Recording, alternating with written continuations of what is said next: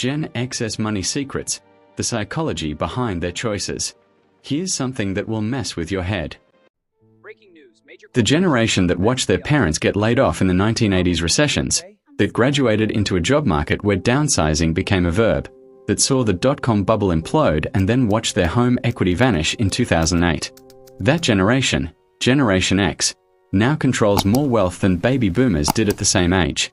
And almost nobody is talking about how they did it. Because Gen X doesn't talk about money. They don't post about it. They don't make TikToks about their investment strategies. They just quietly accumulate. And today, I'm going to show you exactly what's happening inside their heads when they make financial decisions. Because their money psychology isn't just interesting, it's a masterclass in surviving economic chaos.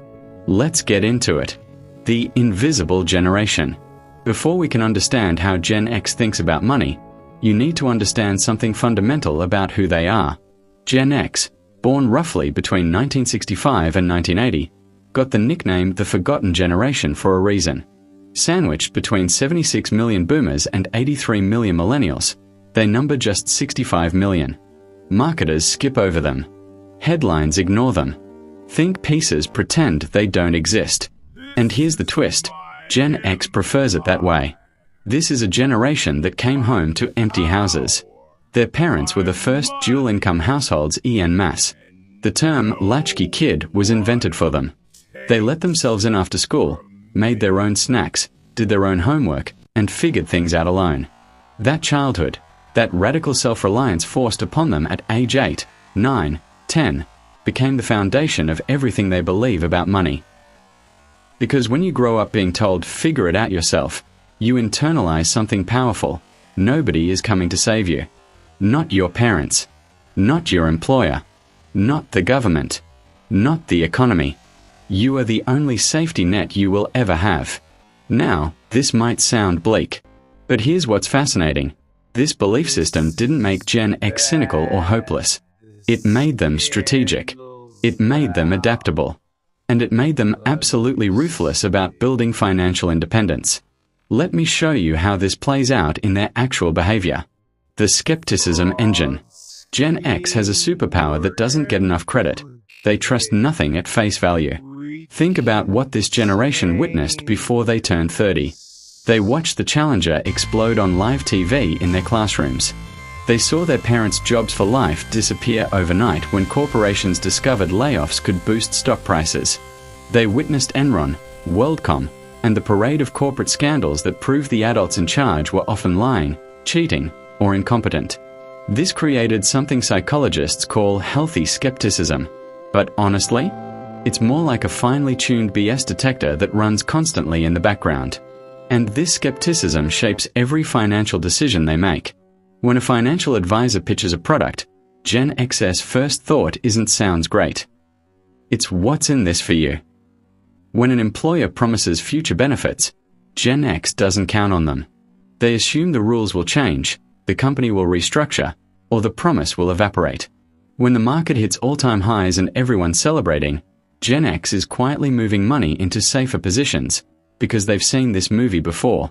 Here's a perfect example.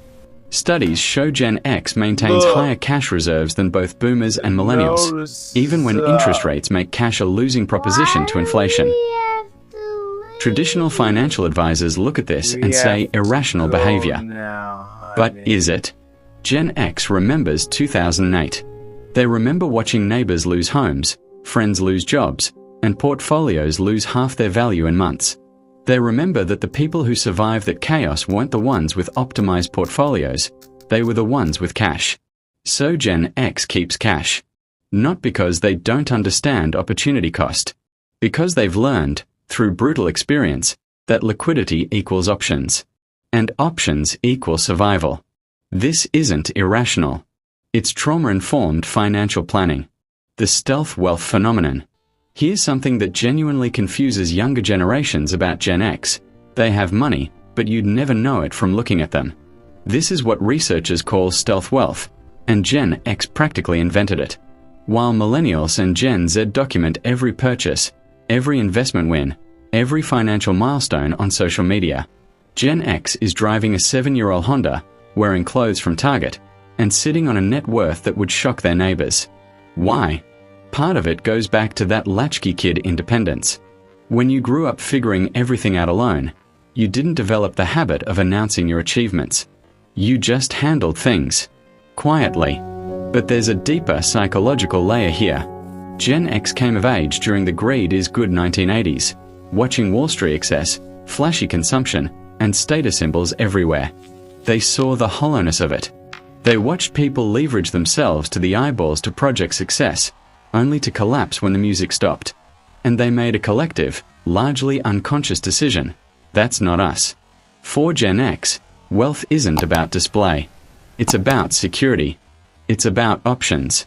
It's about the ability to walk away from a bad job, whether an emergency, or help their kids without asking permission from a bank. Here's a statistic that blows my mind. Gen X has the highest 401k balances of any generation, higher than boomers who've had decades more to save. They've been maxing out retirement contributions at rates that dwarf other demographics, but you won't see them posting about it. You won't hear them talking about their portfolios at parties. That money is working in the background, invisible, building the security they never felt as children coming home to empty houses.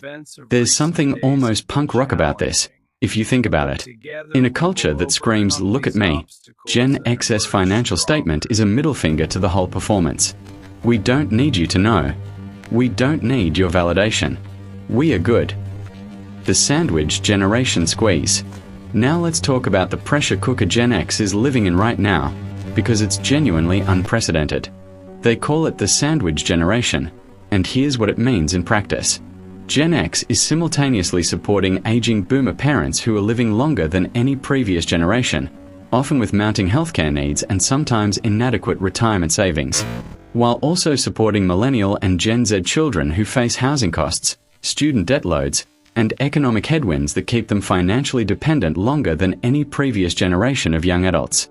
The money is flowing out in both directions, and Gen X is in the middle, trying to hold it together.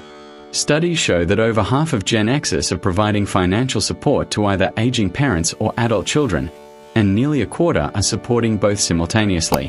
This is reshaping their psychology in real time. Many Gen Xers who plan to retire in their early 60s are now pushing those timelines back. Not because they didn't save, remember, they have the highest 401k balances, but because the goalposts moved. Mom needs memory care. That's $4,000 a month, minimum. The kids can't afford a down payment in this housing market. Do you help them or watch them struggle? Your own retirement security versus your family's immediate needs. How do you calculate that? And here's the thing that makes this even more psychologically complex. Gen X doesn't complain about it. Remember that latchkey kid self-reliance? That figure-it-out-yourself programming? They absorb these obligations. They adjust their plans. They find the money. They sacrifice quietly, because that's what you do when you're the generation that never expected anyone to help you in the first place. It's admirable. It's also a setup for serious burnout and resentment that many Gen Xers don't let themselves acknowledge. The DIY investor mindset. Let's talk about how Gen X actually manages their money, because it's distinctly different from other generations. Gen X was the first generation to have widespread access to self-directed retirement accounts. The 401k became common just as they entered the workforce. Online brokerages emerged just as they started having money to invest. So while boomers largely relied on pensions, union benefits, and financial advisors, Gen X learned to do it themselves. And they took to it with the same independent spirit that defined their childhoods. Gen X reads the prospectus. Gen X understands expense ratios. Gen X Comparison Shops Index funds the way other people comparison shop televisions. This DIY approach has its strengths. Gen X typically pays lower investment fees than older generations because they're more likely to use low-cost index funds and discount brokerages. They're less susceptible to high-commission products because that skepticism engine we talked about earlier lights up whenever someone's trying to sell them something. Second, security beats status. Gen X figured out something it takes most people decades to learn. The appearance of wealth and actual wealth are often opposites. The people with the flashy cars and designer everything are frequently the most financially fragile. Real wealth is invisible. It's boring. It's sitting in index funds and emergency accounts, not on your wrist or in your driveway. If you're choosing between looking rich and being secure, choose security every single time.